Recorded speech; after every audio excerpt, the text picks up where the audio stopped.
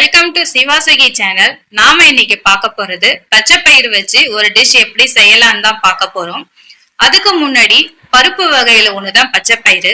So அதுல மருத்துவ குணம் நிறையவே இருக்கு. அது என்னன்றத நம்ம ஃபர்ஸ்ட் பார்த்துடலாம். பச்சை பயிறு நீங்க எப்பயாவது மாசத்துல ஒரு வாட்டி இல்ல 2 வாட்டி தான் எடுத்துக்கிறீங்களா? அப்படின்னா நீங்க தாங்க இது செய்து சாப்பிடணும். ஏன்னா பச்சை பயிர் நீங்க ரெகுலரா எடுத்துக்கிட்டீங்க அப்படின்னாக்கா, இப்போ 40 வயசுக்கு மேல எந்த ஒரு விட்டமின் டேப்லெட்டையும் நம்ம தேடி போக தேவையில்லை. அந்த அளவுக்கு இதுல விட்டமின் இருக்கு. ஸோ இதுல நார்ச்சத்து அதிகமா இருக்கு. நார்ச்சத்து அதிகமா இருக்கிறதுனால உங்களுக்கு செரிமான கோளாறு எதுவும் வராது. அது இல்லாம நம்ம சாப்பிட்டோம் அப்படின்னா நம்மளுக்கு அடிக்கடி பசி எடுக்காது. ஸோ பசி எடுக்காததுனால நம்மளுக்கு உடல் எடை குறையிறதுக்கும் நிறைய வாய்ப்புகள் இருக்கு. ஸோ அதனால பச்சை பயிர் ரெகுலரா எடுத்துக்கிறது நல்லது. பச்சை பயிரை நம்ம ஊற வச்சு முளைக்கட்டியும் சாப்பிடலாம். இல்ல சப்பாத்தி இந்த மாதிரி செய்தீங்கன்னாக்கா குருமா வச்சியும் சாப்பிடலாம். இல்ல சாம்பார் வைக்கலாம். நிறைய விதமா நீங்க இதை செய்து சாப்பிடலாம். நாம இன்னைக்கு பார்க்க போறது காலை டிஃபனாவோ இல்ல ஈவினிங் ஸ்நாக்ஸாவோ குழந்தைங்க விரும்பி சாப்பிட்ற மாதிரியும் பெரியவங்க விரும்பி சாப்பிட்ற மாதிரியும் ஒரு குழி பணியாரம் தான் செய்ய போறோம். ஸோ எப்படி செய்யலாம் அப்படின்றத பார்க்கலாம் வாங்க.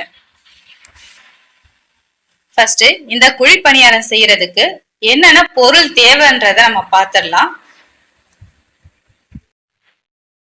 இப்போ பச்சை பயிர் குழி பணியாரம் செய்யறதுக்கு என்னென்ன பொருள் தேவை அப்படின்னு பாத்தீங்கன்னாக்கா, 1 கப் அளவு பச்சை பயிறு, அதே கப்பால 1/4 கப்பு உளுந்து எடுத்து நம்ம ஒரு 4 மணி நேரம் ஊற வச்சு எடுத்திருக்கோம். ஒரு பெரிய வெங்காயத்தை பொடிசா கட் பண்ணி வச்சிருக்கோம். ஒரு கேரட்டை சீவி வச்சுக்கோங்க. அதான் ஒரு தேக்கரண்டி ஜீரகம், கொஞ்சமா கருவேப்பிலை பொடிசா கட் பண்ணி வச்சுக்கோங்க. 3 பச்சை மிளகாய் கொஞ்சம் கீறி வச்சுக்கோங்க.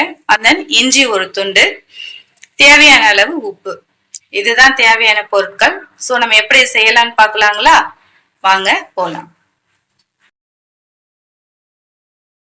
ஃப்ரெண்ட்ஸ், ஃபர்ஸ்ட் நம்ம ஊற வச்ச பச்சை பயிரையும் உளுந்தையும் மிக்சி ஜார்ல போட்டு அது கூட நம்ம எடுத்து வச்சிருந்த பச்சை மிளகாய் இஞ்சியை போட்டு நம்ம நைஸா ஒரு இட்லி மாவு திட்டத்துக்கு அரைச்சி எடுத்துக்கலாம். பாருங்க ஃப்ரெண்ட்ஸ், நம்ம இந்த திட்டத்துக்கு கொஞ்சம் நைஸா அரைச்சி எடுத்துக்கலாம். ஸோ இட்லி ஊத்துற பதத்துக்கு, அப்போதான் நம்ம ஊத்தி எடுக்கிறதுக்கு கரெக்டா இருக்கும். ஸோ இதே மாதிரியே மற்றதையும் நம்ம அரைச்சி எடுத்துக்கலாம். ஃப்ரெண்ட்ஸ் பாருங்க, நம்ம எல்லா மாதிரியும் அரைச்சி எடுத்துட்டு வந்தாச்சு. ஸோ இது கூட நம்ம எடுத்து வச்சு எல்லாத்தையுமே சேர்த்துக்கலாம். ஜீரகம், வெங்காயம், கேரட் எல்லாத்தையுமே ஆட் பண்ணி நல்லா மிக்ஸ் பண்ணிக்கோங்க.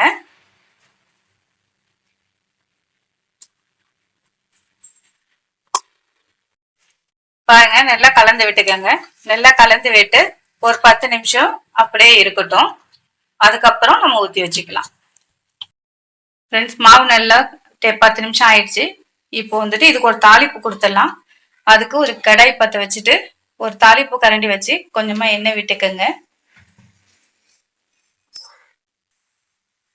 எண்ணெய் லைட்டா காஞ்ச பிறகு கொஞ்சமா கடுகு கொஞ்சம் பொரிஞ்சு வரட்டும். பொரிஞ்சு வரக்குள்ள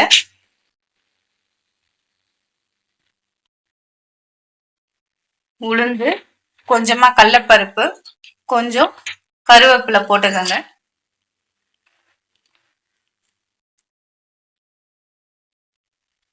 தாளிச்சு இந்த மாவுல சேர்த்துக்கோங்க.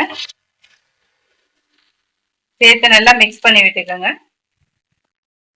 இப்போ அடுப்பு பற்ற வச்சுட்டு ஒரு குழி பணியாரம் கடாய் வச்சிருங்க.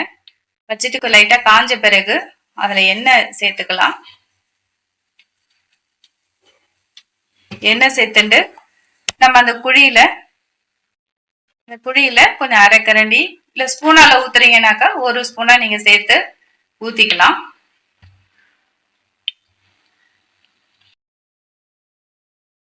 பாருங்க, ஊத்தியாச்சு. ஸோ ஒரு 10 நிமிஷம் அப்படியே வேகட்டும். பாருங்க ஃப்ரெண்ட்ஸ், நம்மளுக்கு ஓரம்லாம் நல்லா வெந்து வந்திருக்கு. ஸோ இந்த சமயத்துல லைட்டா நம்ம திருப்பி போட்டுக்கலாம். பாருங்க, திருப்பி போட்டு ஒரு 2 நிமிஷம் இப்படியே இருக்கட்டும். பாருங்க ஃப்ரெண்ட்ஸ், 2 நிமிஷம் ஆயிடுச்சு. எந்த அளவுக்கு வெந்துருச்சு பாருங்க. ஸோ இந்த சமயத்துல நம்ம எடுத்துடலாம். பாருங்க ஃப்ரெண்ட்ஸ், நம்மளுக்கு குழி பணியாரம் ரெடி ஆயிடுச்சு. ஸோ நம்மளுக்கு இதுக்கு ஊற வைக்கிறது தான் டைம் ஆகும். செய்யறது சட்டுன்னு ஒரு 10 நிமிஷத்துல நம்ம செஞ்சு கொடுத்துடலாம்.